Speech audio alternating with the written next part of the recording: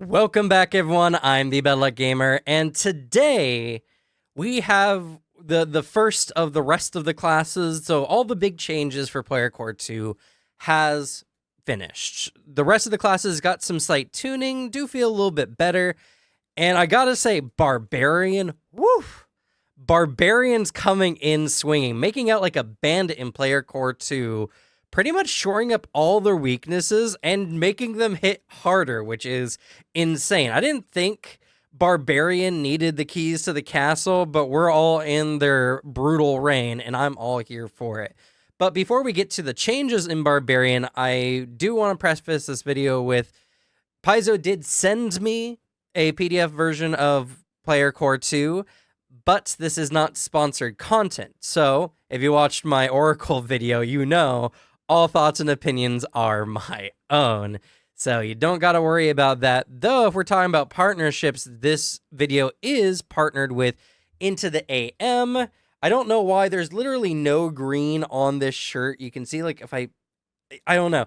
Anyway, Into the AM has these really nice cotton shirts, and they've partnered with the channel to provide you all with a 10% discount code. You can find it down in the description below, where you can get any of the items in their website for 10% off.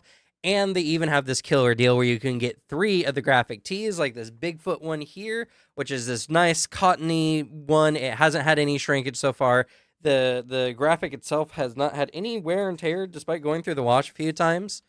Anyway, 3 shirts for under $60 if you use my discount code. So if you want to help support the channel, then go on down to the description. Anyway, now that the shilling is done, let's talk about Barbarian. So Barbarian made out like a bandit, like I said before. They came away just stronger, and Barbarian was already really strong in my opinion. I mean, I have not heard the end of my players complaining that their kineticist does not have as much HP as the Barbarian, despite being a con-based class. So Barbarians, even if they were easier to hit before, were not suffering for HP and survivability, and now even more so. So the rage action has been changed in 2 major ways. First, no longer are you beholden to raging only once per minute. There's no longer that cooldown. So if your Barbarian goes a little sleepy time in a combat,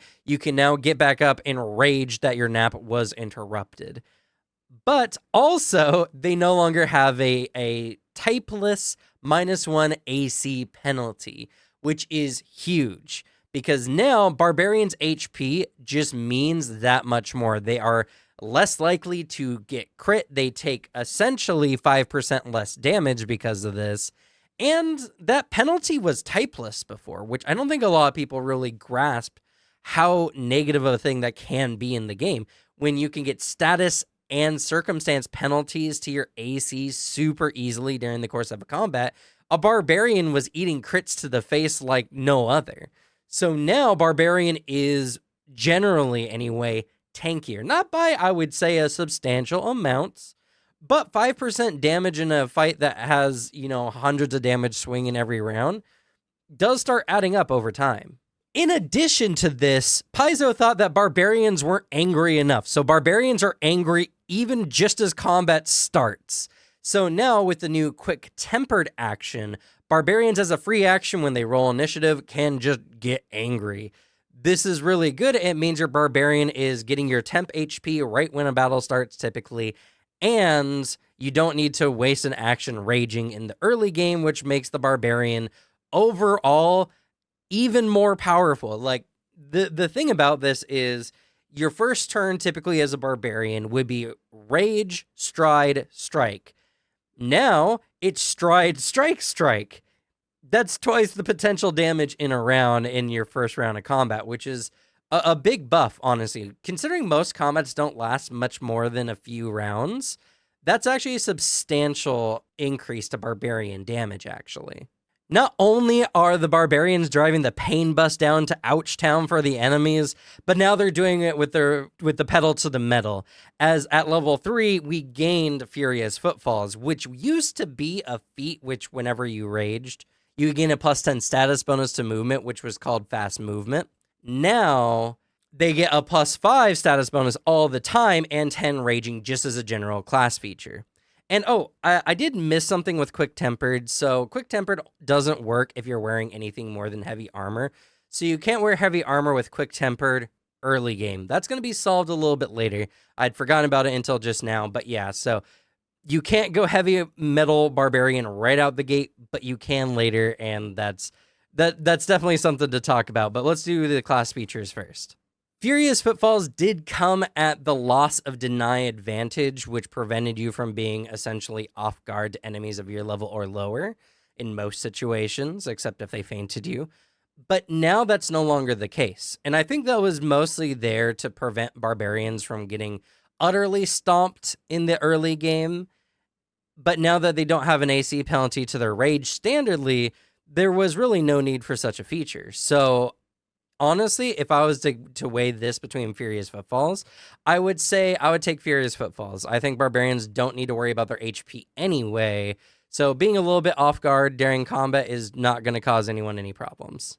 Mighty Rage also got a change because now barbarians no longer need to have a additional action compression when it comes to raging. So instead, they thought, hey, let's make barbarians do even more damage. So Mighty Rage now, in addition to giving barbarians expert proficiency with their class DC and stuff, they also now, if they used Quick Tempered, which you probably always will be, your first strike in the round will apply your rage damage again. So double rage damage on your first strike. Now, this is not your first successful strike, so it's make it or break it on the first swing.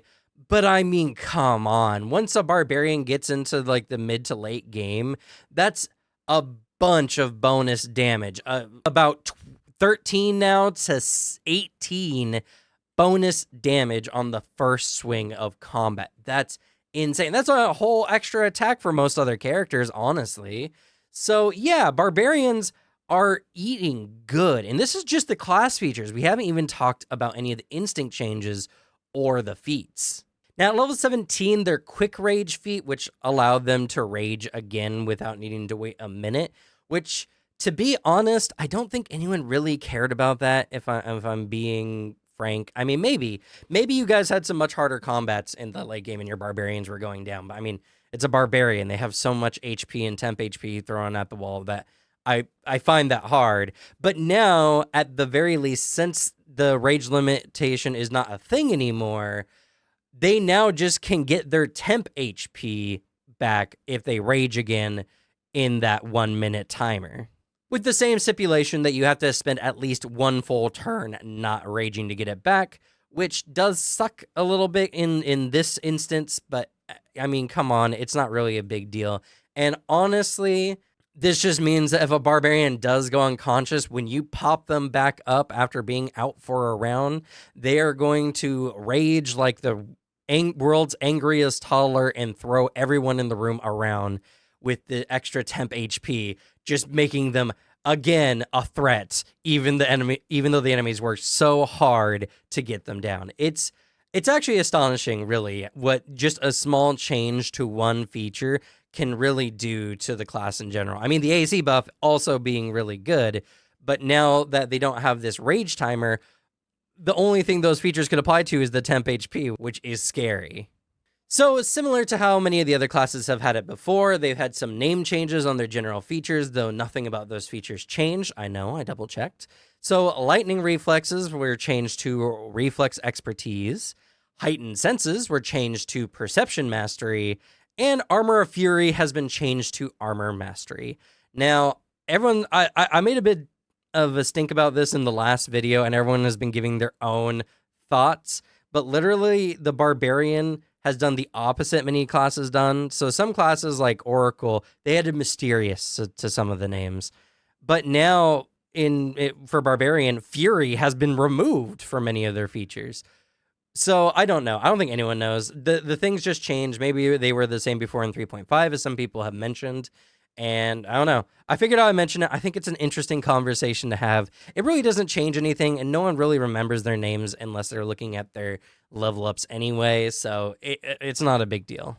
All right. Now let's talk about the instincts changes. And this one's going to be a little bit wild because honestly, most of them stayed a little the same. Some got nerfed, some got buffed. But the biggest thing that I find so strange is barbarians, for the most part, have lost their anathema. So most of the instincts, the only one that kept it really was superstition, which has been baked in, no longer have the anathema. Now, Paizo's made it clear that they want characters to have more freedom with character expression, so removing anathema generally makes sense. But that was kind of one of the main features of something like the Fury Instinct that didn't have to follow anathema. But doing this video, I've gained a new appreciation for how barbarians were designed. And I'll mention that as we go through these instincts. But I know you're all probably really excited to find out what has changed, so let's get to it. So the animal instinct no longer has an anathema that they have to follow. It's not mentioned anywhere in their class, which is interesting. But they did get a massive nerf.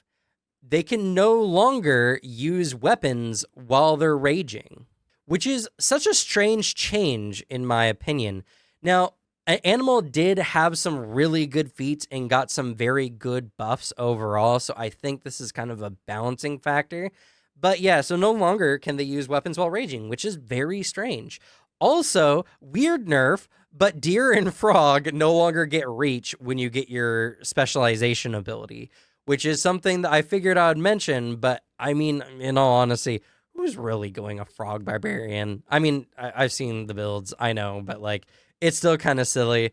And I thought this was a particularly strange change, considering I mean, the tongue attack is so useless for the Frog Barbarian anyway. Give it reach, my goodness. Dragon Instinct also no longer has an anathema, which is honestly not a particularly big deal, though now your dragon barbarians are less likely to fly at the handle if someone says they look stupid, so that's, I guess, a thing. And the dragon types have changed. Now, they do specify in this section here that if you have a different type of dragon, like if you're using any of the old dragons, for instance, or of like the many really cool dragons out there, like the Brian dragon, for instance, you and your GM can work together to make it work. Makes a lot of sense. But one of the things about Dragon Instinct that's very interesting is now their draconic types have changed. So no longer do they gain the arcane trait, which who cares? They get a trait based on the tradition of the dragon that they're taking their instincts from. But now their breath damage is different. And this is something that I used to be a big fan of, the idea of barbarians having very elemental kind of dragon breath weapons. And I've learned through doing this video that the reason why Fury Instinct doesn't deal as much damage as like Giant or Dragon is because Fury always gets its bonus to damage, no matter what situation they're in. Dragon only gets the bonus to damage they deal if their weapon damage does, or if they choose to use the essentially elemental damage of the dragon breath that their Dragon Instinct is based on. And for giants, they have to use the overlarge weapon that they started off with, or that they later purchased an oversized weapon. So Fury had its rage damage more often, though in practice, oftentimes Dragon was going to be fine because unless the enemy was specifically immune to your element, you were good to go. And Giant is just using a weapon, and taking a player's weapon away, especially if it's a special weapon, is kind of a dick move by the DM. So in practice, something like Fury was not as good as these other ones. But now with the changes to Dragon, it's honestly a bit worse, because with the Adamantine Dragon being added here, bludgeoning damage is just a general physical damage type. And though while those do tend to be more resisted, they are a lot less straight up immune to, which is an important fact to mention. Also, I do love the fact that now we have bludgeoning, poison, fire, spirit's a huge one, force, my goodness, and mental damage as Dragon Instinct Barbarian damages, which makes Dragon Instinct honestly one of the best ones, just because most of these, like some of these, like force, almost nothing is immune or resistant to force. And in fact, force breaks through most things. So picking a Fortune Dragon just makes your damage always really good. So the balancing factor isn't really there. And they still do a metric ton of damage, getting up to 16 damage if they're using their draconic rage damage, which is insane. So yeah, that's a huge, huge buff to Dragon Barbarians, who were only limited before by the fact that most of their damage types were energy types. Now that's not even a factor. And I just talked about it, but Fury Instinct here, which everyone always kind of shit on because it was always just like, what's the point? You get an extra bonus feat at level 1, and Barbarian does not have any really exciting feats at level 1 that you wouldn't already select for your build. I mean, it is kind of powerful, but my god, I wish they would add some other good first level feats, honestly. But now their rage damage actually does increase. So now we get 3 rage damage right out the gate, which is pretty good. And when we hit specialization, that increases to 7. And when we hit greater weapon specialization, it increases to 13. Now, the resistance is still lame, considering most other instincts, like Dragon, which we just talked about, resists one of the physical damage types of any source. Yours are still only for weapons. I really, really think Fury Instinct needs just, if anything, just make it 2 damage types of your choice, and that's it from any source, not just weapons. I don't like Fury Instinct. I mean, I like the idea. I like Fury Instinct is the Barbarian I always make whenever I make Barbarians, because I like the idea of just harnessing one's own personal rage and not having it being like culture attached to anything. But I just talked about kind of the balancing factors with rage and rage damage where other instincts have to choose. There's some situations where their rage damage will be completely useless and they'll do almost nothing. Well, as we just went over with Draconic, that's not even a thing. And honestly, with Giant Instinct, which we're about to talk about, that will happen not that often. Though, I will mention, well, I'll talk about that when I get to Giant Barbarian. Regardless, I'm happy that the Fury Instinct at least got some damage buffs, if anything else. They also got 1 new feat that we'll talk about a little bit later. So Giant Instinct also no longer has an anathema, who knew? And they have this weird gold stipulation, but they also start with their large weapon for free. So Giant Instinct Barbarian just now has a extra bit of gold at the beginning. It's not a lot, and it's not anything game-breaking for sure. But they also added this part here that says it must have a price of 9 gold pieces or less. I don't know what starting weapons have more than that. So, yeah, it has to be 1 common melee weapon. So, yeah, I don't know. That's such a weird stipulation because I don't know of any weapons that apply to. But here we are. Now, Giant Instinct, I do want to make a special mention of. Giant Instinct, despite dealing the most damage of any of the barbarians, has the biggest weakness. And I didn't think about this. And in fact, I misplayed this as GM in our current live play game, Riptide, which you can check out in the live tab on the channel. Their rage damage only applies when they're wielding larger weapons. So that means any magic weapons they find typically won't get their rage damage. They need to have them either altered or remade to be a larger size for them to get the benefits of their rage damage, which is huge. That's actually a pretty substantial penalty. So getting special weapons as a Giant Instinct Barbarian is genuinely difficult. Now, of course, you could always say, well, they're magic weapons and they always change to fit the shape of whoever wields them. And I'm usually behind that rule as well. But even under that thought, they change the shape to fit whoever wields them. That doesn't mean they become a size larger than the creature would normally wield it for. So, yeah. Now, granted, if you're the type of GM who would just hand wave this and be like, whatever, it can be altered, it's not a big deal. Sure, I'm all for that too. But I did want to talk about it because if you're comparing instincts, then you do need to do this if we need to make any kind of argument for Fury Instinct. That's all I'm really saying. Spirit also no longer has any anathema. and their damage has been changed to spirit because there's no longer positive or negative. Granted, it could have been vitality or void, but the change to spirit damage is overall actually a massive buff because it works on most creatures, though it does make Spirit Barbarian somewhat weaker against things like constructs. So something to keep in mind. But that was already a weakness they had before anyway, so I guess it really doesn't matter. Now, here's a strange one because Superstition still has Anathema. Yeah, so Superstition still has its Anathema, but I will state that its damage overall has been buffed against non-casters. So now your initial rage damage increases to 3 or 4 against a caster, when before it was only 4 against a caster. So Superstition already sucked before because you didn't get most of your rage damage all the time. And when you hit the specialization, it increases to 3. It increases from 3 to 7 against everyone else, or 8 against something that casts a spell. And when you get to the greater weapon specialization, they got a massive buff. The rage damage increasing to 13, but instead of 14 to spellcasters, increasing to 16 against spellcasters, which, by the way, horrifying. If any enemy type does not want extra damage against them specifically, it's going to be casters. So overall, the Superstition Barbarian, despite... Oh, yeah, and also, I actually forgot. So they still have their Anathema, but their Anathema no longer forces them to not accept buffs from their allies.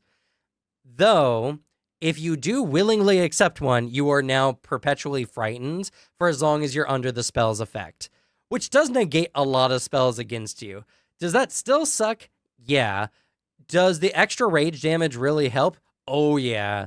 So I will generally say the Superstition Instinct is actually a lot better than it used to be, honestly. And being the one that gets the really cool, like, regaining health on rage is also super cool. Though with the new quick tempered action, you're not likely to be damaged already before a fight starts. So yeah, but hey, now you have a reason, I guess, to not have someone spend 10 minutes trying to heal you before combats because you're just going to get that HP back anyway. So I guess a little bit of a buff to your team when you really think about it.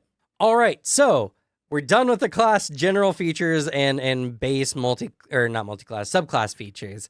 That's a record for one of these videos. I'm very excited, though I will say Barbarian had a metric ton of feats, way more feats than most of the classes I've done already. So even though not a lot has changed in many of their feats, there are so many that this section might take a bit. So we're going to get to the feats, but as always, before I do that, like the video. In fact, like anyone who's making Pathfinder content, because it just makes Pathfinder content more relevant to the algorithm. And if you want more people to play Pathfinder like I do, then, no matter whose video, give a like. It's really good for the algorithm. Though, if you like my content specifically, then go ahead and subscribe. I'm going to be covering all the classes. I'm going to be releasing a video every day. I'm barely sleeping. Please, oh God, make it worth my while. No, I am getting enough sleep, fortunately, but it would still be nice to get at least a little bit something. But you don't have to if you don't like the content particularly. I know a lot of people don't like my Oracle stuff. I don't know. Anyway, let's go ahead and talk about the new feat changes.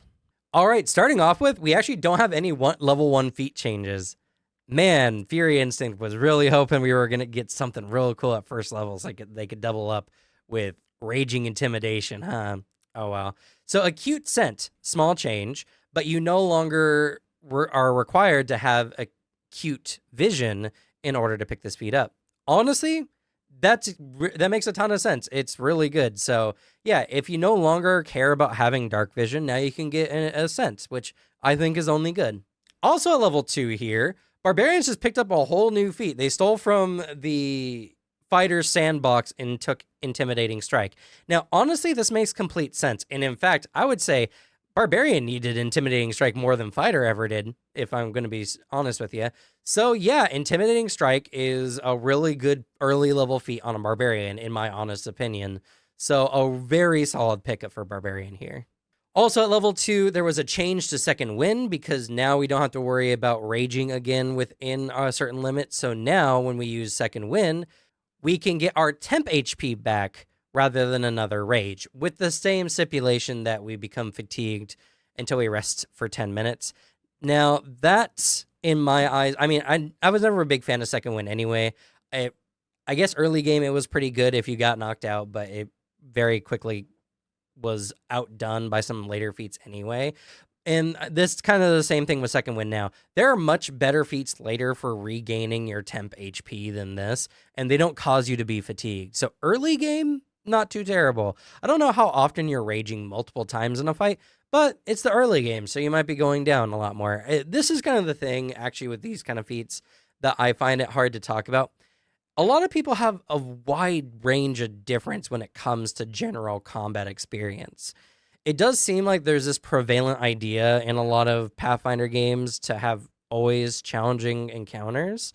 And like, I love me a good challenging encounter myself, but I sprinkle them in. They are just a little bit of dash of flavor from the overall campaign. They're not meant to be every fight. So my players are rarely going down at all for most fights that they're going against.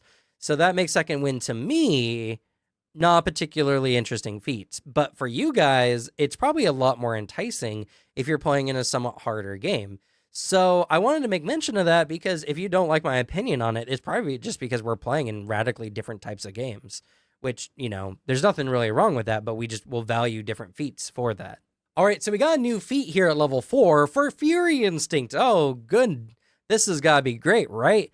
It's called Scars of Steel. It's a reaction you can use once per day when an enemy critically hits you with an attack that deals physical damage. Now, the whole critical with physical damage thing, I'm completely fine with in general. That's going to be most damage you take anyway.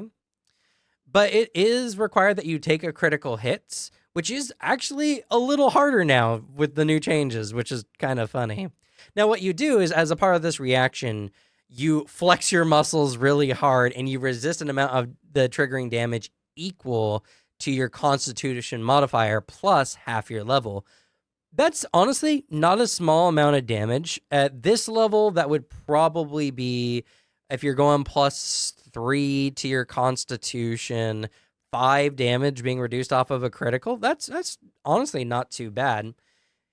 But I will say that because it's based on a critical hit hitting you and using this only once per day, why is there this frequency for once per day? It's a critical hit against you. And there's so many feats out there that are like high level that are a small percentage chance of just making a critical hit do normal damage to you, which admittedly is probably going to be more than this one. Maybe at some levels. There's a lot of math and ranges. Still, I don't know why there's this frequency. In fact, I would, if you're going to have the frequency, I would reduce this frequency down to once per 10 minutes or something like that. I feel like that's way more fair. And it lets Fury Instinct revel on the fact that, oh, yes, crit me, baby. Oh, maybe that's weird. Maybe that's why they did it. I don't know. Yeah, so anyway, Scars of Steel. I think it's interesting. I think crits are a very serious thing early game, so being able to reduce that damage is quite substantial. And up until this point, there's not any reactions Barbarians would have anyway, unless I guess where you have this next feat that we're about to talk about. So yeah, honestly, Scars of Steel, not terrible. I just wish the frequency wasn't so high. We also got another new feat, this time for Spirit Instinct, which is interesting. It's called Spirit Guides. It's a reaction that is based on you failing, but not critically failing, a perception check or skill check. As a reaction, you get to reroll the check and taking the second one, even if it's worse. This is a fortune effect, but yeah. So yeah, a perception check or skill check, I guess. Spirit Instinct Barbarians are now just slightly better at things like grappling or anything that requires a skill check. Potentially good. I don't know if I would select this feat personally, but potentially good. And this one's also similarly to the last one, once per day, which I guess makes a lot more sense. I think that's a little steep. I would make it once per hour or something like that. But, you know, I would not make it less than once per hour. Once per hour is the minimum I would do. Once per day is not terrible in regards to this one because, you know, at least you're not like Fury who's trying to get crit to the face. So yeah, not a bad one. And at level 4 here, I kind of mentioned this before, but fast movement got removed because now it's just a general class feature. So yeah, there's no need for it. All right, so Dragon's Breath kind of got completely reworked. Now, it mostly works the same, but rather than once per rage, which you could technically with some other feats do this twice in a combat, now it's just been made to once per 10 minutes. I think functionally it does the same, but no longer now do we get a chance of a line or a cone. It's purely just a 30-foot cone. Now, obviously, the types of damage we do also change based on the new types of dragons that we have access to. And there's no longer this weird feature where if we use it again within an hour, we reduce the range in half. But yeah, so honestly, it's just been a bit tuned up and now works with the new dragons. And honestly, I am a little bit sad about the loss of functionality with the line versus cone aspects of it. But I don't think it's going to be that big of a deal, honestly. So yeah, I don't know if this is a buff necessarily, but it is a change nonetheless. Well, actually, no, it is a buff because now Barbarians just have more insane breath damage. So yeah, actually, this is pretty much a buff when you take into account the new types of dragon breaths we have access to. Now, here's a very interesting change, though actually one I appreciate. Mage Hunter here at level 6 has been changed from a reaction to a 2-action strike. Now, that's very strange. Now, what it was before was Mage Hunter was a reaction when someone within our reach was using magic. We could strike them with essentially a reactive strike and attempt to disrupt the spell on a critical hit, which is good. And because it could work on things that were only concentration, made you especially good at preventing enemies from fleeing. Now it's 2 actions, so it's not a reaction, so that kind of feels like it would be bad, right? But I don't think so, because now the only requirement is that you've seen the target cast a spell, like, ever. So that's potentially really good. And as a 2-action strike, if you hit and deal damage, the enemy becomes stupefied 1. And if you crit them, it's stupefied 2 until the beginning of your next turn. Now, because it's going to the beginning of your next turn, it's not maybe the best, but it's really good in making a caster stupefied. They're now less likely to get away anyway, and it's no longer required that you crit them to essentially prevent them from escaping, essentially. Now, they still need to roll to make sure their spell goes off, but I feel like that's way more likely to fail than critting the enemy in the first place, though they would be casters, so not always the case. I think I like the new Mage Hunter, if I'm being honest. I think it works a bit better now, and I feel like it is better at what it was intended to do. And being 2 actions for making an enemy stupefied, I think is very solid for a feat choice in general. So Superstition, honestly, eating pretty good. I also want to talk about Nocturnal Senses. It functions more or less the same and almost has the same requirements, but before, you needed to have either acute scent or low light vision and scent. You no longer need any of those, actually. All you need is low light vision or scent from anything. So, and to be fair, they also needed low light vision or scent from anywhere, but they had to have both of those. So what I'm saying is you just don't need to have both low light and scent anymore. An interesting change. Makes it a lot easier to pick up, which I appreciate. So yeah, a buff to Nocturnal Senses. Scouring Rage actually got a huge buff. It's still a free action, but now rather than only affecting any creature adjacent to you when you rage, it's each enemy within 20 feet taking the damage. That's a pretty big buff. So no longer can you potentially hurt your allies, but now when you start a combat, as long as an enemy is within 20 feet of you, you can do damage to them with your rage, which is kind of cool. So yeah, Scouring Rage genuinely got a pretty big buff. Now, level 8, we actually lost Animal Rage. Now, it's getting replaced with something better, but I do want to mention another frog debuff. No longer do we have a frog tongue attack that's 15 feet. So, man, frog is just getting really nerfed. What does Paizo have against frogs? The ability was always okay. It let you essentially take the animal form spell when you raged. Granted, when you're using an action, just getting the animal's attacks, really, but using most of your own features. It was kind of mid, if I'm being honest. Now we have Animalistic Brutality, and this one is huge. So as a singular action, your unarmed attacks for the duration of your rage gain one of backswing, forceful, parry, raising, or sweep. Now you can't use this ability again until the next time you rage, but you can change this, whatever bonus you would have gotten whenever you rage.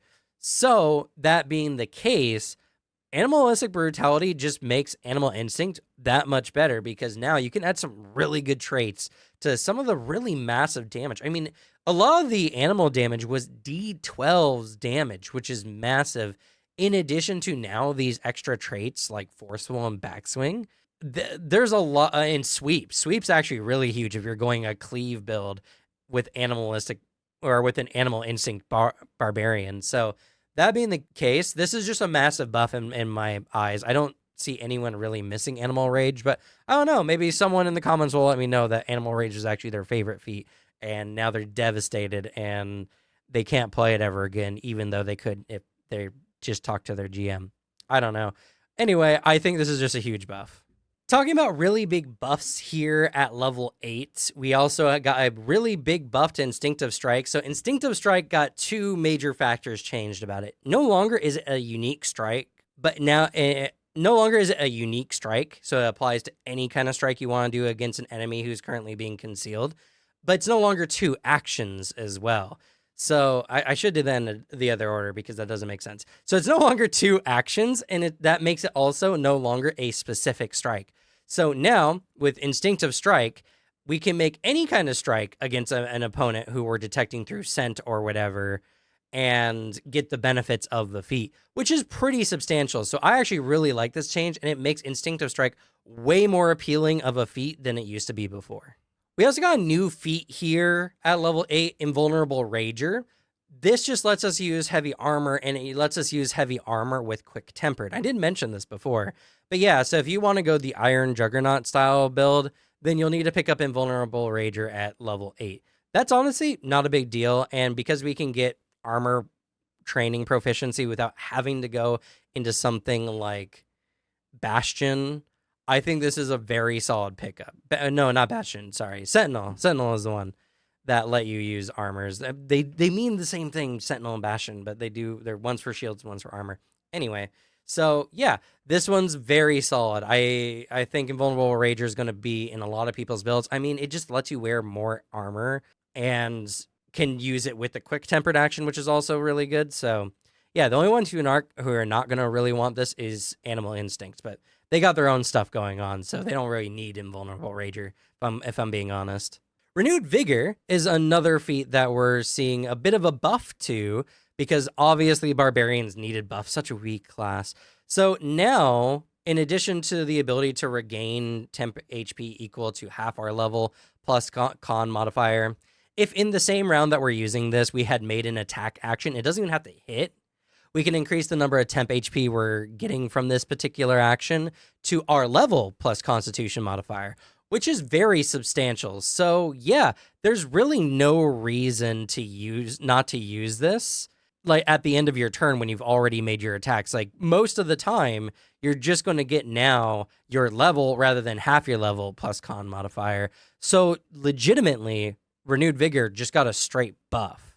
Oh, and speaking about like small changes to things, Thrash now works when you have an enemy restrained. Now, I'm pretty sure everyone understood this and already pretty much applied it in situations where you're grabbing an enemy and they became restrained anyway.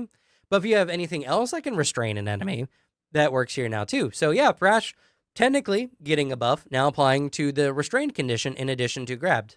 All right, level 10, Furious Sprint really didn't change. Well, it did change a little bit, but not really in effectiveness. So now, generally, the feat is way less confusing to look at. All the information is here. Now it says 2 or 3 actions. It had 2 or 3 actions before, but it only mentioned the 3 action version in the text. So a lot of people ended up missing it. But now we actually got a benefit where if we need to stride, we can replace any of these strides with a balance action. When we do so, we apply our athletics to the check rather than our acrobatics. Now, some of you who are particularly keen or like very obscure barbarian fights may have noticed that was a part of the determined dash feat, which has actually been removed, which is kind of sad, but I don't know how often this feat was being picked up. Now, one of the bigger features about it was you could ignore difficult terrain and any effects imposing on your speed, so that is kind of sad, honestly, but it was a 2-action stride ability. Well, it let you stride twice, but it was just 2 actions and let you stride rather than 2-action stride and strike. That let you get around a lot of things to get to enemies easier. I think the idea behind this one is that Furious Sprint allows you to more or less do the same thing. Because if you take the 2 action, you get to stride 5 times. So even if there is difficult terrain, very typically you would be able to still get where you need to go anyway. So the feat Essential Fusion here, I think, is well earned. And it clears up a little bit more space in the book. So honestly, I'm not going to miss Determined Dash, but who knows? Maybe someone out there will. I think it was a very smart choice by Paizo, though. Now, let's talk about Embrace the Pain. A level 12 feat here actually got a very strange nerf. So, and you might not have caught it the first time you looked over it, but now it requires that the creature or weapon essentially is within reach. So what Embrace the Pain does now do, but did before, was anytime you were hit, you could attempt to grapple or disarm the enemy that hit you. And now this made sense, even if they weren't within your reach. Obviously, their weapon or unarmed strike was in reach of you at some point or another. So this does, I guess, stop this weird situation where you're grappling enemy outside of your range. But it made complete sense to me. So removing that aspect feels very silly.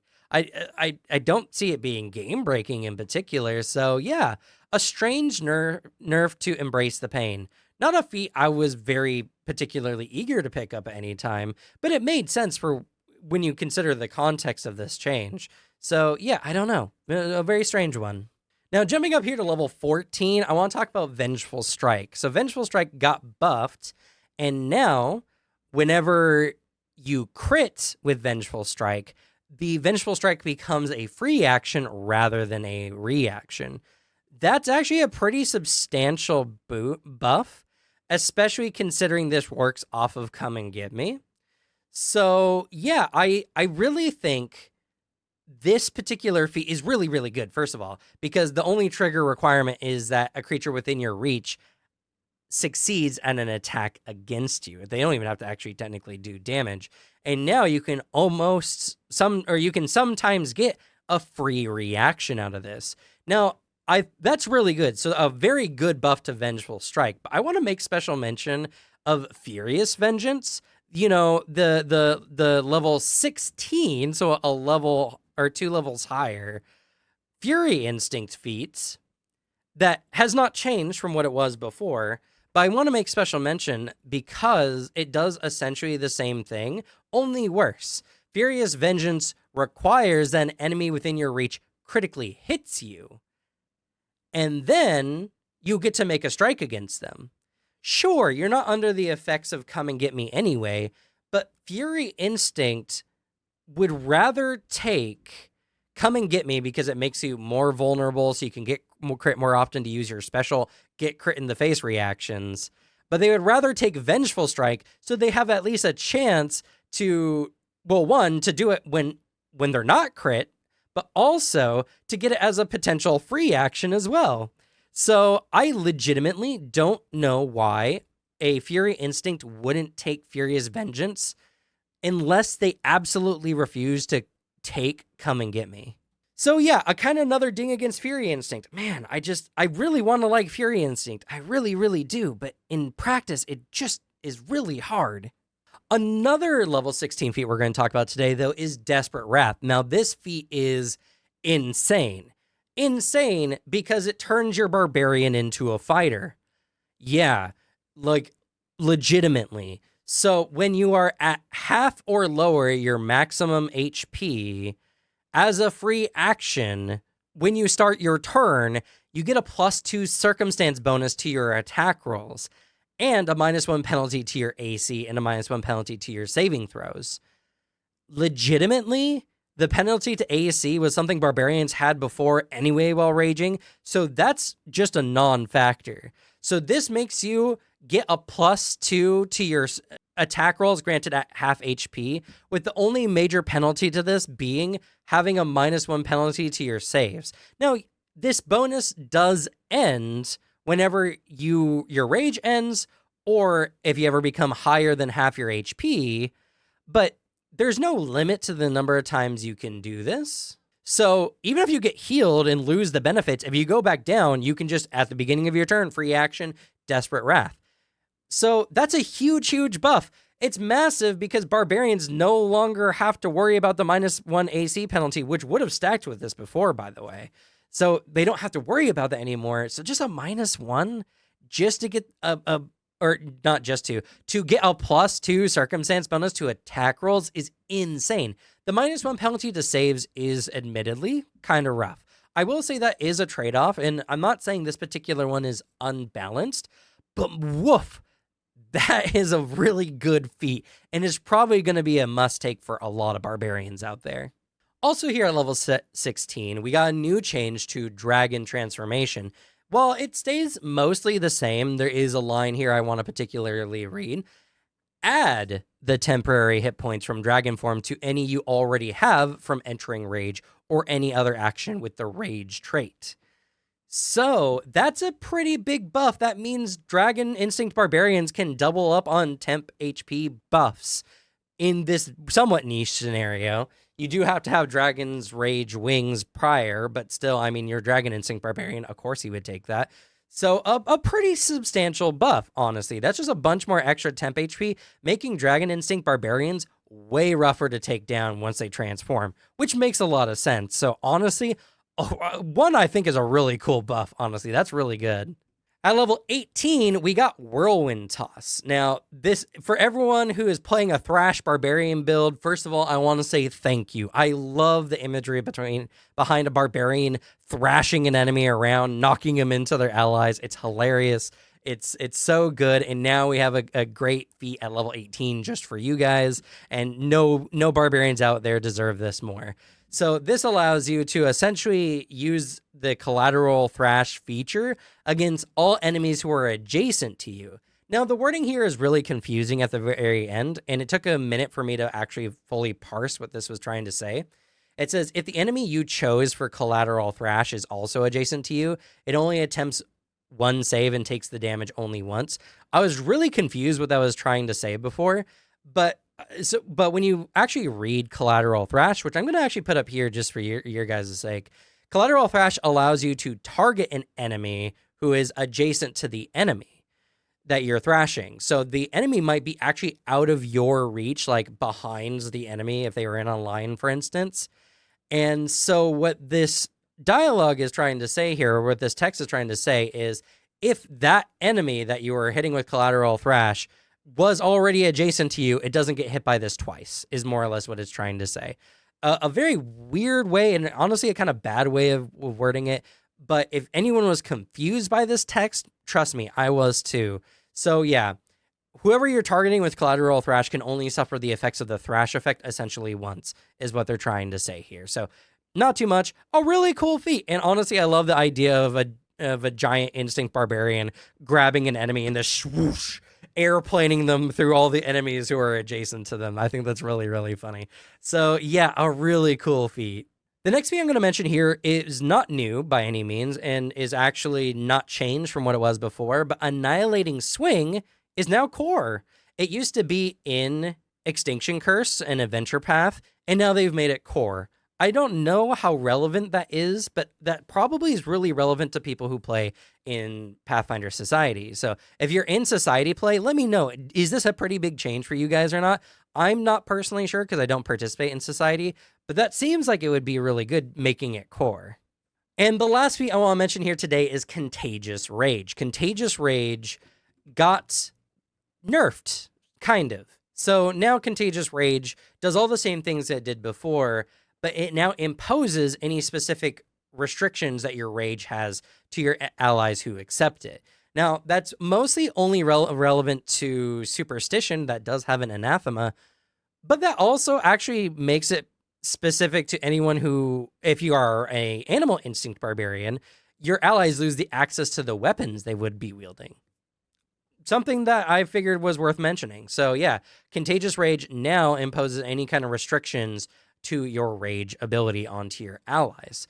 It's not a very big thing, and the only one that really hurts is actually it both hurts animal instinct and superstition instinct as well. So yeah, those two instincts, meh, but everyone else, it's mostly the same. So yeah, that's all the changes to Barbarian. Legitimately, I am so surprised at how good Barbarian got made with all this. I mean, Barbarian didn't feel like it needed a buff. Every Barbarian we have had in any of the campaigns I've been in, like we have one now, and granted, I did cheat a little bit on his behalf with the whole weapon thing I mentioned earlier, because he's a giant instinct barbarian. They're good. They hit incredibly hard, and they are incredibly hard to kill. They were that way before, and now even more so. Am I upset about it? Not particularly. I mean, it just makes barbarians do what barbarians do better. But yeah, I just didn't think they needed these buffs. I don't know. And so yeah, if you're playing a barbarian or are going to in the future, now's the best time to get into Barbarian because they're better than ever. It's really, really good. But that's going to be it for me in this video. A much shorter video, which I'm sure many of you are very happy about as well, and I'm incredibly happy about, and as well, less negative than the Oracle video. I know some of you were kind of upset about me being negative about Oracle, but many of the people in the comments agree with many of my sentiments. So, you know, we don't have to agree on Paizo's design together. I'm just telling it from my own perspective, and that's what I feel like I should mention. Oh, I guess, man, I keep forgetting this at the beginning of the video as well.